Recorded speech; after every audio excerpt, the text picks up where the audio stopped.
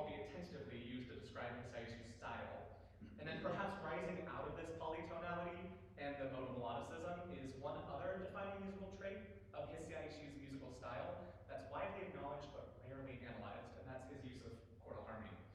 Chordal harmony, of course, being a term to, and Quartalism is a word I'm using to describe chords voiced in fourths, or melodies and harmonies built upon fourths, and so forth.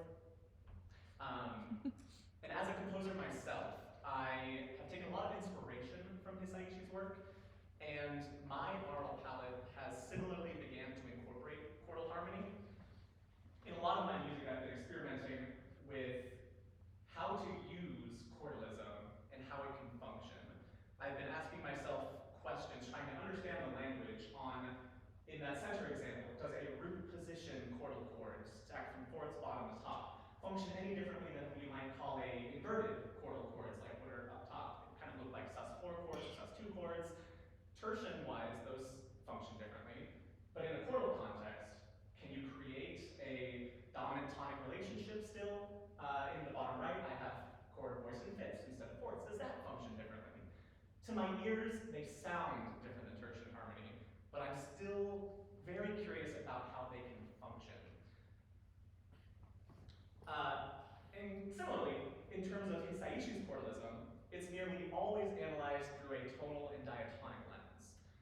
Analyses of songs like The Sixth Station or Nausicaa of the Valley of the Wind label chords voiced in fourths as tonally functional chords, usually like an add 9 chord or a 13 omit 5, some version of a jazz chord.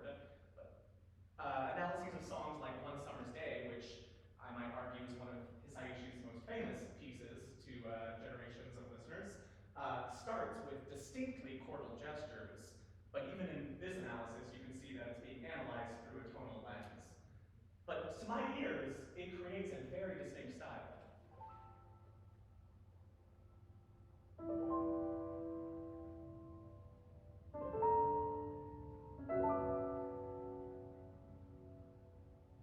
So that last chord, voiced specifically in fourths, labeled as a D add 6/9 over C sharp, sure, but why is it voiced in fourths? What is doing that gain that versing it as a tertian chord doesn't? So despite all of these acknowledged connections between Hisaishi's music and Quartalism, very minimal research has been done into how his voicings function. So I wanted to dig deeper to hopefully extract some harmonic language from his music, or maybe even just tools, so that I could start influencing and utilizing that in my own music. So my goals with this research became to, first, find some sort of analysis tool, or even just a description of a harmonic structure with which to think about chordal harmony separately from tertian. I then wanted to find distinct examples within any of Hisaishi's music that isn't just functioning like a jazz chord or some cleverly voiced tertian chord, something harmonically non-tonal. And then from that, I wanted to extract from his use of chordal harmony to hopefully build a bigger harmonic language. So the first step was to turn towards the existent literature. And I was hoping to find a sort of Quartalism for Dummies book, or maybe like a composer's guide to the harmonic structure of the fourth. And I did not find any codified studies whatsoever on that. But in the existent scholarship surrounding chordal harmony, it is increasingly apparent that most modern musicologists and scholars recognize Quartalism as relatively undefined as a harmonic language, and it is frequently cited as being historically dependent on a larger context, often only found in isolated compositional passages that make use of a larger scale tertian structure.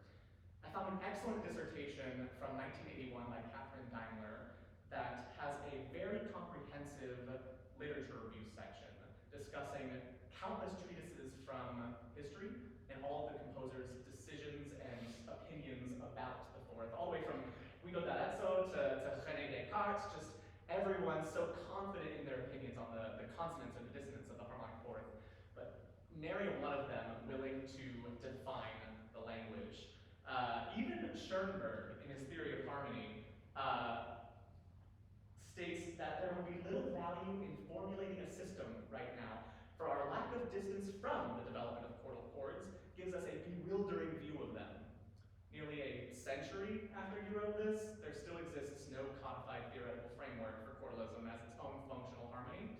despite Schoenberg enthusiastically advocating for deeper exploration of harmonic language, I believe an exploration of chordal harmony, filling out the tertian system more or less temporarily, ought to open up certain new prospects for theorists.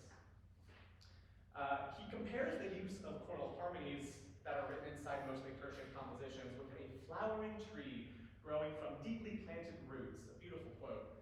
And in the context of tertian harmonies, chordal harmonies are best understood as something new, unique, intriguing, and explorative for the impressionist. And in considering his own use of chordal harmonies, Schoenberg notes that quite isolated they appear as expression of a mood whose singularity caused me against my will to find what was to me a new means of expression. He also highlights the unique nature of chordal harmonies in that they can accommodate all conceivable chords more uniformly than the tertian system, in the sense that the construction of chords by superimposing fourths can lead to a chord that contains all 12 tones of the chromatic scale before repeating. So, herein lies the secret of the analysis method that I developed. Extracting from all of the literature, all of the treatises, the methodology that I implemented to identify and extract chordal harmonies from tertian composition was simply aural identification. That's all I could come up with. But that's pretty much what all of the literature was suggesting, that chordal harmonies are a distinct juxtaposition to tertian harmony when considered with more receptive, neutrally tuned ears. It is undeniable that chordal harmony, as it is understood in a modern sense, shows vast overlap with tertian harmony. Nonetheless, there are poignantly distinct characteristics of chordal harmony that must be considered in modern analyses, and concerted efforts must be taken to look past surface-level triadic explanations. In doing so, it becomes possible to view chordal harmonies as they exist within tertian compositions in the manner that Schoenberg does, as juxtaposed, but not disjunct or dissonant, sonorities that expand the composition's harmonic palette and temporarily move the listener away from the tertian ear. So this is how I approached my chosen case study. I asked myself, where do I hear unique and new means of expression? In what tonal contexts are they found? And what functions are they serving there? What I found was that Joe Hisaishi uses Quartalism first to soften harmonic tension and kind of ease or relax the dominant tonic relationship within the tertian progression, to blur any definitions of various tonal centers that he doesn't want specifically emphasized, and also to bridge between disparate modal motivic material. The piece that I chose to analyze is from his Songs of Hope album around 2002, a piece called Silence. It's about 4.5 minutes long, purely instrumental for piano alone. And what was most important in that is that it is not written as a score for any animation or film. I think that because it is purely instrumental, there's more compositional weight to his choices. So any chords that I find voiced in fourths are more intentional than anything that he might be trying to score for a film. I discovered that this piece was actually used in a 2002 Japanese Dunlop tire commercial, in which Hisaishi himself plays about 30 seconds of the 4.5-minute piece. So, in an effort to provide you a short excerpt of the piece before analysis, I can just simply show you the commercial.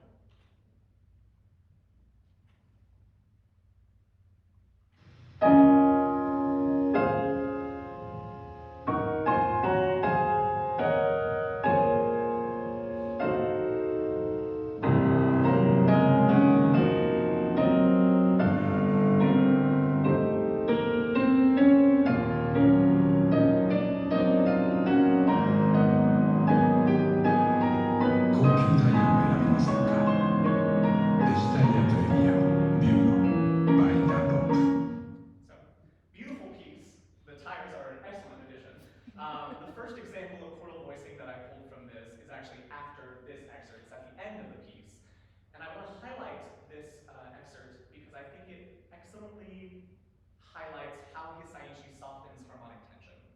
So these are the last 3 measures of the piece, and the cluster right in that penultimate measure that I've highlighted is what I want to focus on. To me, when I listen to this, that perfectly captures Schoenberg's idea of something new, exciting, a tree, those roots planted in the tertian harmony. It looks like a very unassuming chord, but I hear it as distinct.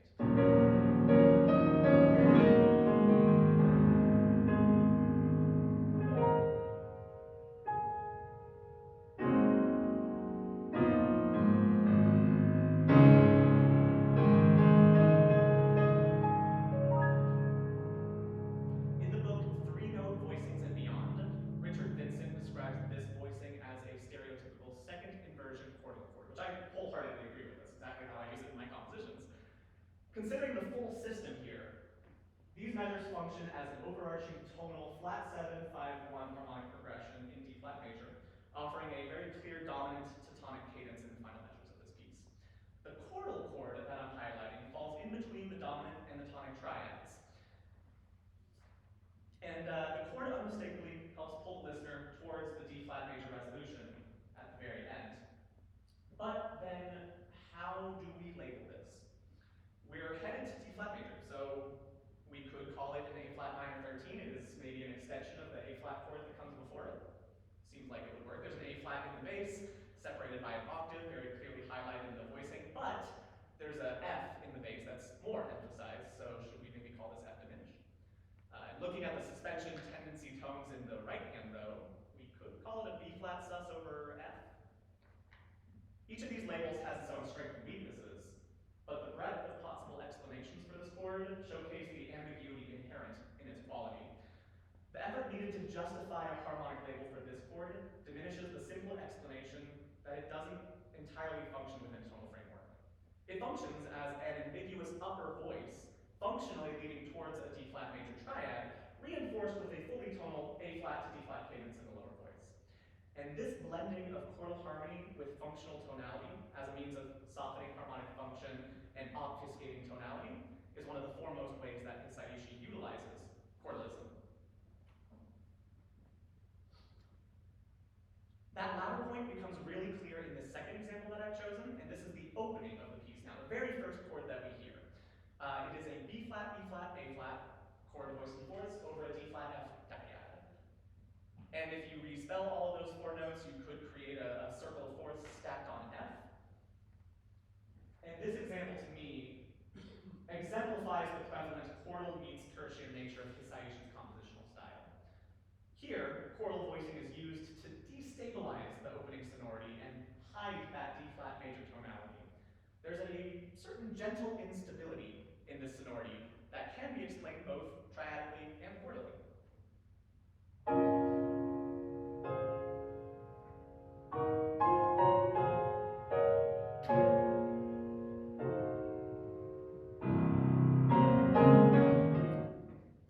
What Hisaishi achieves with his opening sonority is threefold. He introduces the tonal center of D flat with a single tertian dyad in clear 1 to 5 motion in the bass, but he does so without creating a tonic function with this chord.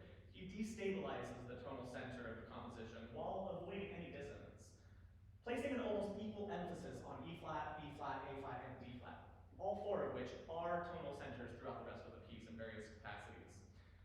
He also places an equal emphasis on the melodic line that in his playing he highlights equivalently with the bass motion. So all of this is sort of a cornerstone with the ambiguous harmony.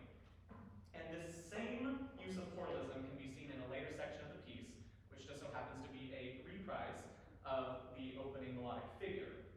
The chord I want is not highlighted, is in the bottom left right here, this G flat, C, F, etc. I want to highlight this because it is, as I mentioned, the same use of chordal harmony, and it is used alongside the same thematic material to highlight the apex of the line. In this entire section, what we're doing is moving out of an E flat minor passage, and here at the apex of that chromatic line, off of one system to the next in the bass, we utilize this open fourths voicing. It's essentially an E flat diminished 13 chord, but it's voiced almost exactly like Scriabin's mystic chord, maybe I think a half step down. I also want to highlight the descending perfect fourths in that measure right after, in the right hand. Just perfect fourths all the way down.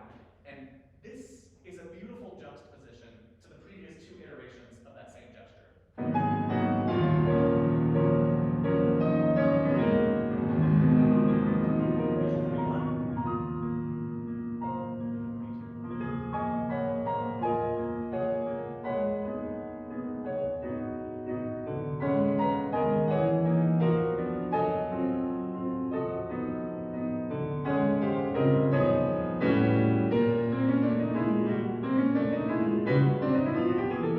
So here, Hisaishi uses chordal voicing as a tool within the sequence.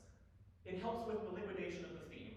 On the third iteration of the gesture, we expand the voicing, we obfuscate the tonal center on that arrival, and we destabilize that forward momentum. And then the Quartalism, especially in bridge the gap into this chromatic transition, which that then brings me into the third way in which Hisaishi employs Quartalism. Functionally, this section is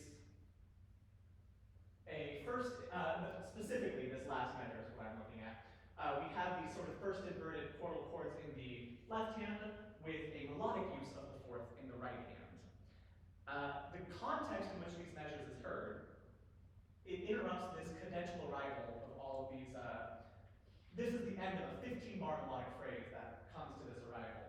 So functionally, this section is headed towards the tonal center of E flat minor off the page, winding its way there from this opening sonority of D flat major, as we saw in our opening example. And then we see this winding bass motion throughout these measures, the chromatic approach utilized in measures 12 and 13 across the systems, and then this augmented sixth chord in measure 14 at the bottom middle of the system. All of this prepares us for an anticipated cadential transition that nearly arrives with that B flat octaves on that final measure. But the ensuing highlighted chordal harmonies, however, obfuscate the directionality of the music, and then once these chords are sounded, the music could just be as likely an F or a C tonal center in addition to that B flat. Still though, with the tonal ambiguity, presented previously, Quartalism is here used to subvert the prominent tonality in a non-dissonant way. This both increases the drive towards and softens the arrival of the A flat minor 9 that we will hear right after this excerpt.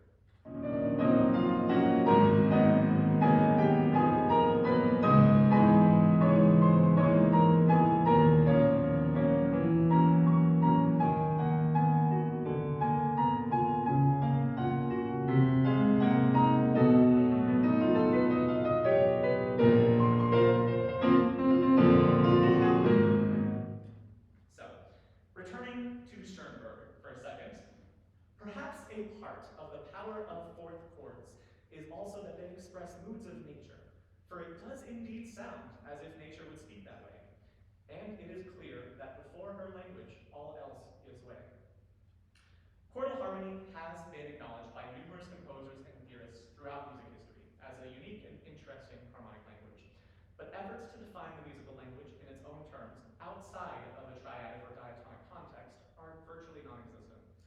It has been well researched that Hisaishi creates a unique compositional sound through his use of modal melodies and polytonal voice pairings, but only surface-level analyses have been performed of his quartal harmonies. So looking at his 2002 piano solo Silence, it can be seen that he utilizes quartal harmonies, as we saw with the opening cluster, to soften harmonic function, like that A flat chord to a D flat resolution, that chord stuck right in between to soften that motion. He blurs the boundaries between different tonal centers, as we saw in both the opening sonority destabilizing the introduction of D flat major, as well as that later sequential material that expands on that repeated gesture to move us away from E flat minor to something new. And then he also transitions between melodic material, as seen with the melodic force that I just played, that sort of substitute for that expected cadential arrival. There are several exciting next steps for this research in analyzing more of Hisaishi's works to see if these findings maybe remain consistent or if there's anything to add to them. And I'm very excited for the chance to expand my own personal compositional palette, working towards solidifying quartal harmony as its own discrete compositional language, independent from the familiarity of the tertian context.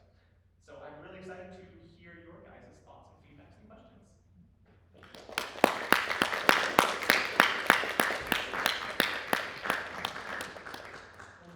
Wonderful research. Do you have any questions? Yes? I was wondering, because like Japanese music is a lot of times based on quarter relations a lot more than like traditional Western music. So is your research expanded into traditional Japanese musics and things like that inform his use of quartal harmonies? Yeah, that's actually the next step. I have a cut slide from this discussing pentatonicism, but it was not in the scope of this research. But absolutely, Hisaishi is influenced by pentatonicism in traditional Japanese culture. So I don't know the specific capacity with which that influences work, but I think that is a huge element, at least why he hears quartal harmony naturally. So. We do have a question on the chat. Yeah, sure, we'll jump over. Yeah.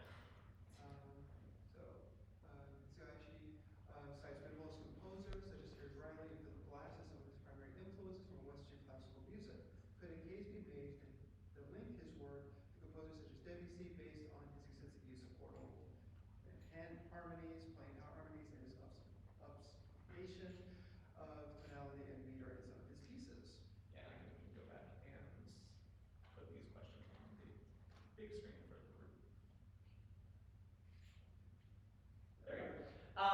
Yes, absolutely. He frequently cites minimalist composers. You are completely correct, and draws a lot from Western classical music.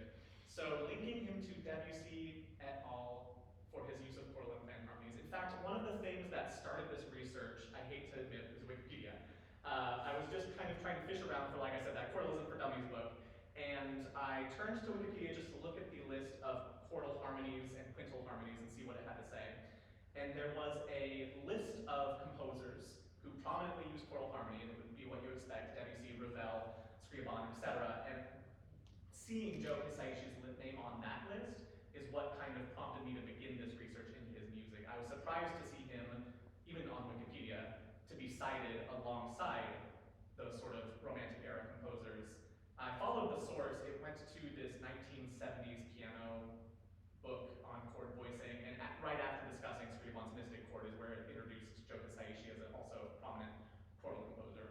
So I don't know if Hisaishi himself draws from the Romantic era, from Debussy, Ravel, anyone, but I think there is a distinct overlap in how they are using these chords, absolutely. I hope that answers your question.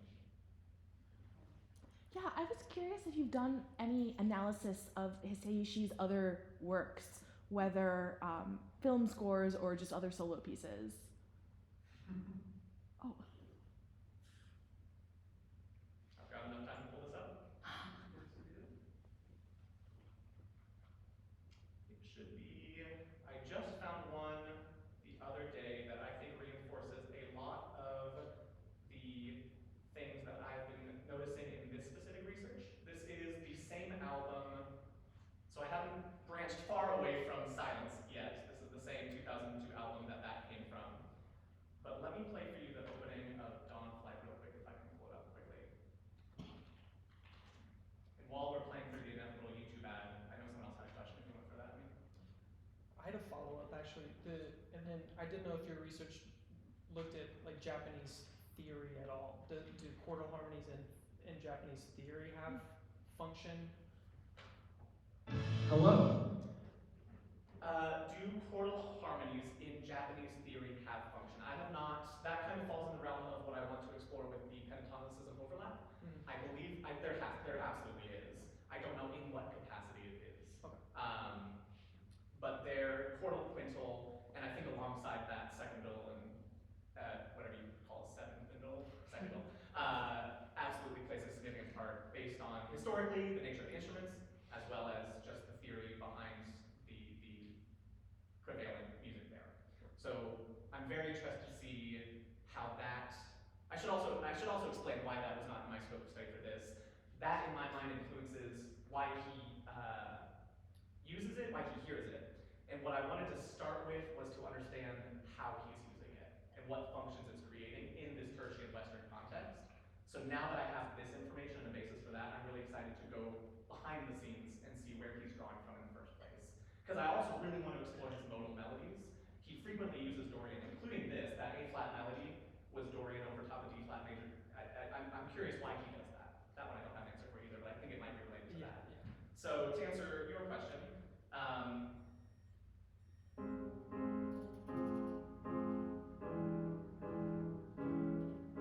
have these, again, chromaticism moments of chordal harmony in the bars 2 and 4.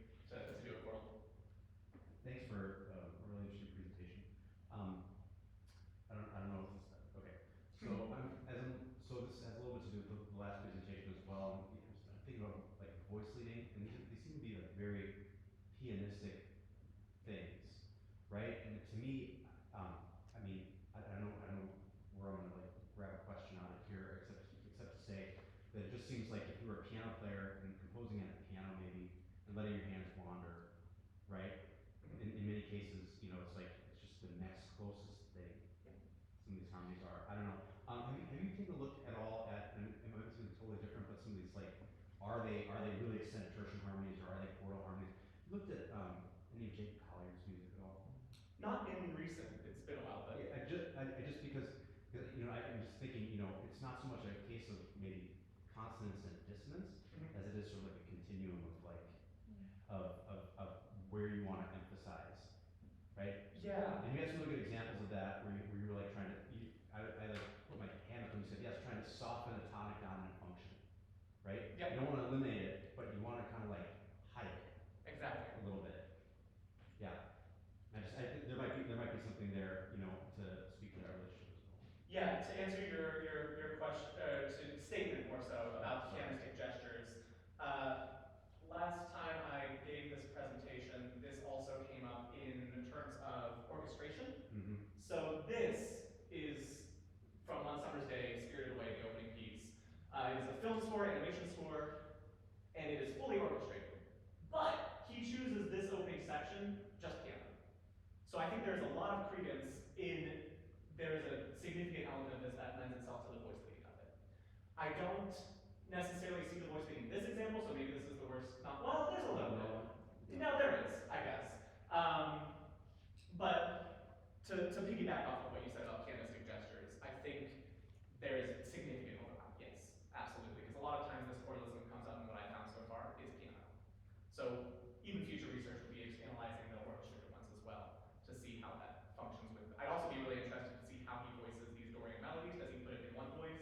Does he double it? Because I don't think I hear a lot of doubling in Hisaishi music usually. So there's a lot of intrigue there for me, absolutely. And was there a question in? Well, it was a comment. It seems rather